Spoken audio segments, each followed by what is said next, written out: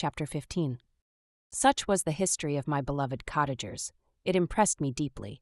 I learned from the views of social life which it developed to admire their virtues and to deprecate the vices of mankind.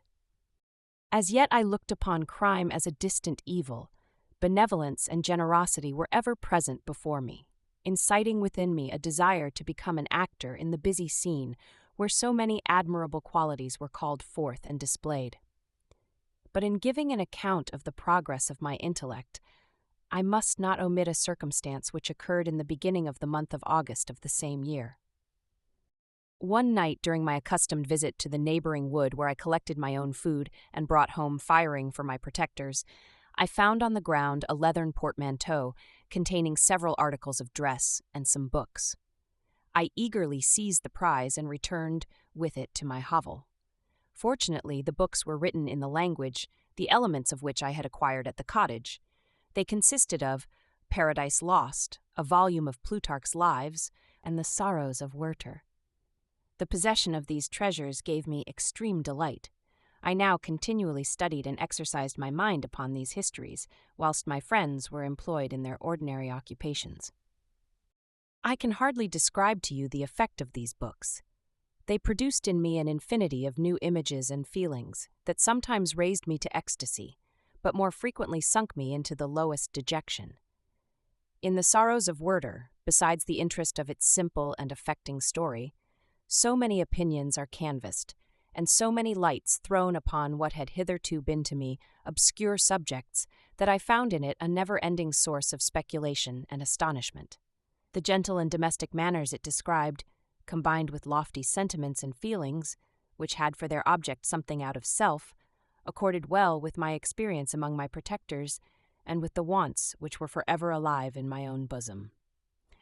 But I thought Werther himself a more divine being than I had ever beheld or imagined. His character contained no pretension, but it sank deep. The disquisitions upon death and suicide were calculated to fill me with wonder. I did not pretend to enter into the merits of the case, yet I inclined towards the opinions of the hero, whose extinction I wept, without precisely understanding it.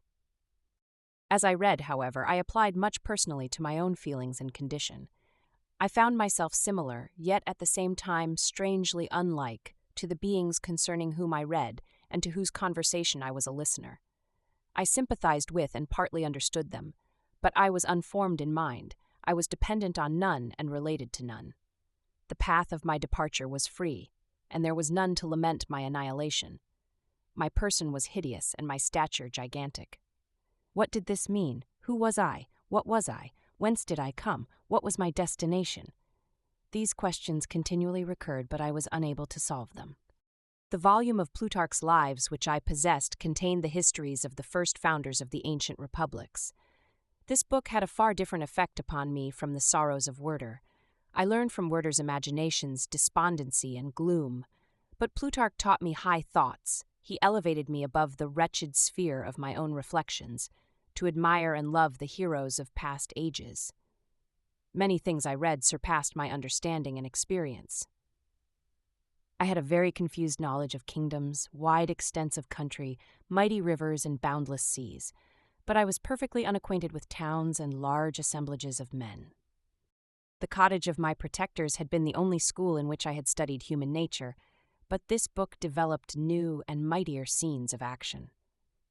I read of men concerned in public affairs, governing or massacring their species.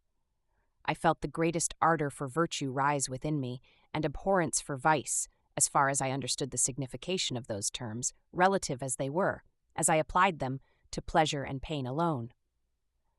Induced by these feelings, I was of course led to admire peaceable lawgivers, Numa, Solon, and Lycurgus, in preference to Romulus and Theseus. The patriarchal lives of my protectors caused these impressions to take a firm hold on my mind. Perhaps, if my first introduction to humanity had been made by a young soldier, burning for glory and slaughter, I should have been imbued with different sensations. But Paradise Lost excited different and far deeper emotions. I read it, as I had read the other volumes which had fallen into my hands, as a true history. It moved every feeling of wonder and awe that the picture of an omnipotent God warring with his creatures was capable of exciting. I often referred the several situations as their similarity struck me, to my own. Like Adam, I was apparently united by no link to any other being in existence. But his state was far different from mine in every other respect. He had come forth from the hands of God a perfect creature, happy and prosperous, guarded by the especial care of his Creator. He was allowed to converse with and acquire knowledge from beings of a superior nature. But I was wretched, helpless, and alone. Many times I considered Satan as the fitter emblem of my condition, for often, like him, when I viewed the bliss of my protectors, the bitter gall of envy rose within me. Another circumstance strengthened and confirmed these feelings.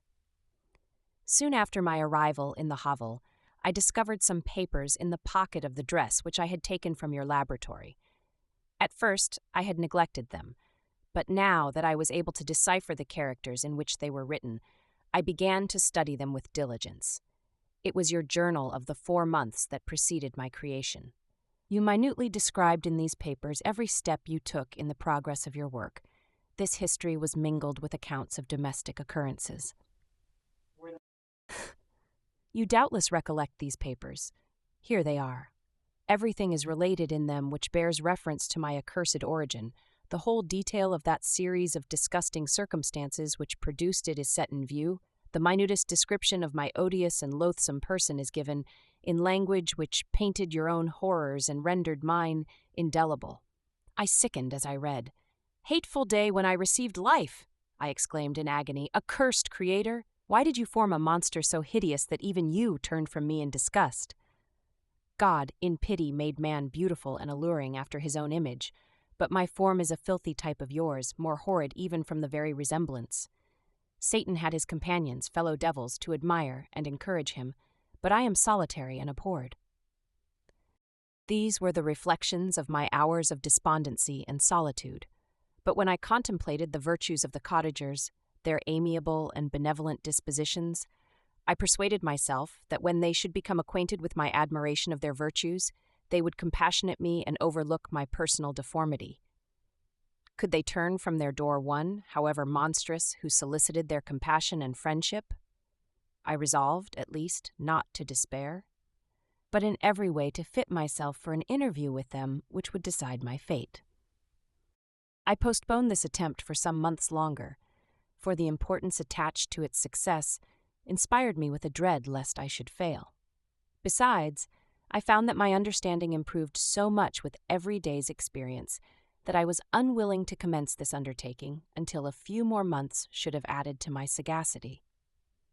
Several changes, in the meantime, took place in the cottage. The presence of Safie diffused happiness among its inhabitants, and I also found that a greater degree of plenty reigned there. Felix and Agatha spent more time in amusement and conversation, and were assisted in their labors by servants. They did not appear rich, but they were contented and happy. Their feelings were serene and peaceful, while mine became every day more tumultuous. Increase of knowledge only discovered to me more clearly what a wretched outcast I was. I cherished hope, it is true, but it vanished when I beheld my person reflected in water or my shadow in the moonshine, even as that frail image and that inconstant shade. I endeavored to crush these fears and to fortify myself for the trial which in a few months I resolved to undergo, and sometimes I allowed my thoughts, unchecked by reason, to ramble in the fields of paradise, and dared to fancy amiable and lovely creatures sympathizing with my feelings and cheering my gloom. Their angelic countenances breathed smiles of consolation. But it was all a dream. No Eve soothed my sorrows nor shared my thoughts. I was alone. I remembered Adam's supplication to his Creator, but where was mine? He had abandoned me, and in the bitterness of my heart I cursed him. Autumn passed thus. I saw with surprise and grief the leaves decay and fall, and nature again assume the barren and bleak appearance it had worn when I first beheld the woods and the lovely moon. Yet I did not heed the bleakness of the weather. I was better fitted by my conformation for the endurance of cold than heat. But my chief delights were the sight of the flowers, the birds, and all the gay apparel of summer. When those deserted me, I turned with more attention towards the cottagers. Their happiness was not decreased by the absence of summer. They loved and sympathized with one another, and their joys, depending on each other, were not interrupted by the casualties that took place around them. The more I saw of them, the greater became my desire to claim their protection and kindness. My heart yearned to be known and loved by these amiable creatures. To see their sweet looks directed towards me with affection was the utmost limit of my ambition. I dared not think that they would turn them from me with disdain and horror. The poor that stopped at their door were never driven away. I asked, it is true, for greater treasures than a little food or rest. I required kindness and sympathy, but I did not believe myself utterly unworthy of it. The winter advanced, and an entire revolution of the seasons had taken place since I awoke into life. My attention at this time was solely directed towards my plan of introducing myself into the cottage of my protectors. I revolved many projects, but that on which I finally fixed was to enter the dwelling when the blind old man should be alone. I had sagacity enough to discover that the unnatural hideousness of my person was the chief object of horror with those who had formerly beheld me. My voice, although harsh, had nothing terrible in it. I thought, therefore, that if in the absence of his children I could gain the goodwill and mediation of the old de Lacy, I might by his means be tolerated by my younger protectors. One day, when the sun shone on the red leaves that strewed the ground and diffused cheerfulness, although it denied warmth, Sophie, Agatha, and Felix departed on a long country walk, and the old man, at his own desire, was left alone in the cottage. When his children had departed, he took up his guitar and played several mournful but sweet airs, more sweet and mournful than I had ever heard him play before. At first his countenance was illuminated with pleasure, but as he continued, thoughtfulness and sadness succeeded. At length, laying aside the instrument, he sat absorbed in reflection. My heart beat quick. This was the hour and moment of trial, which would decide my hopes or realize my fears. The servants were gone to a neighboring fair. All was silent in and around the cottage. It was an excellent opportunity. Yet, when I proceeded to execute my plan, my limbs failed me and I sank to the ground. Again I rose, and exerting all the firmness of which I was master, removed the planks which I had placed before my hovel to conceal my retreat. The fresh air revived me, and with renewed determination I approached the door of their cottage. I knocked. "Who is there?" said the old man. "Come in." I entered. "Pardon this intrusion," said I. "I am a traveler in want of a little rest. You would greatly oblige me if you would allow me to remain a few minutes before the fire."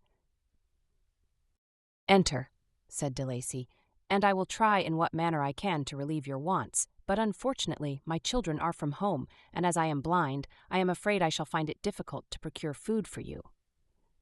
"Do not trouble yourself, my kind host. I have food, it is warmth and rest only that I need." I sat down, and a silence ensued. I knew that every minute was precious to me, yet I remained irresolute in what manner to commence the interview, when the old man addressed me. "By your language, stranger, I suppose you are my countrymen. Are you French?" "No, but I was educated by a French family and understand that language only. I am now going to claim the protection of some friends whom I sincerely love, and of whose favor I have some hopes." "Are they Germans?" "No, they are French, but let us change the subject. I am an unfortunate and deserted creature. I look around and I have no relation or friend upon earth. These amiable people to whom I go have never seen me and know little of me. I am full of fears, for if I fail there, I am an outcast in the world forever." "Do not despair. To be friendless is indeed to be unfortunate, but the hearts of men, when unprejudiced by any obvious self-interest, are full of brotherly love and charity. Rely, therefore, on your hopes, and if these friends are good and amiable, do not despair. They are kind. They are the most excellent creatures in the world, but, unfortunately, they are prejudiced against me. I have good dispositions. My life has been hitherto harmless and in some degree beneficial, but a fatal prejudice clouds their eyes, and where they ought to see a feeling and kind friend, they behold only a detestable monster. That is indeed unfortunate, but if you are really blameless, cannot you undeceive them? I am about to undertake that task, and it is on that account that I feel so many overwhelming terrors. I tenderly love these friends. I have, unknown to them, been for many months in the habits of daily kindness towards them, but they believe that I wish to injure them, and it is that prejudice which I wish to overcome. Where do these friends reside? Near this spot. The old man paused and then continued, If you will unreservedly confide to me the particulars of your tale, I perhaps may be of use in undeceiving them. I am blind and cannot judge of your countenance, but there is something in your words which persuades me that you are sincere. I am poor and an exile, but it will afford me true pleasure to be in any way serviceable to a human creature. Excellent man. I thank you and accept your generous offer. You raise me from the dust by this kindness, and I trust that, by your aid, I shall not be driven from the society and sympathy of your fellow creatures. Heaven forbid! Even if you were really criminal, for that can only drive you to desperation and not instigate you to virtue. I also am unfortunate. I and my family have been condemned, although innocent. Judge, therefore, if I do not feel for your misfortunes. How can I thank you, my best and only benefactor? From your lips first have I heard the voice of kindness directed towards me. I shall be forever grateful, and your present humanity assures me of success with those friends whom I am on the point of meeting. May I know the names and residence of those friends? I paused. This, I thought, was the moment of decision, which was to rob me of or bestow happiness on me forever. I struggled vainly for firmness sufficient to answer him, but the effort destroyed all my remaining strength. I sank on the chair and sobbed aloud. At that moment, I heard the steps of my younger protectors. I had not a moment to lose, but seizing the hand of the old man, I cried, Now is the time. Save and protect me. You and your family are the friends whom I seek. Do not you desert me in the hour of trial. Great God! Exclaimed the old man. Who are you? At that instant, the cottage door was opened, and Felix, Safie, and Agatha entered. Who can describe their horror and consternation on beholding me? Agatha fainted, and Safie, unable to attend to her friend, rushed out of the cottage. Felix darted forward, and with supernatural force tore me from his father, to whose knees I clung in a transport of fury. He dashed me to the ground and struck me violently with a stick. I could have torn him limb from limb, as the lion rends the antelope. But my heart sank within me as with bitter sickness, and I refrained. I saw him on the point of repeating his blow, when, overcome by pain and anguish, I quitted the cottage and in the general tumult escaped unperceived to my hovel.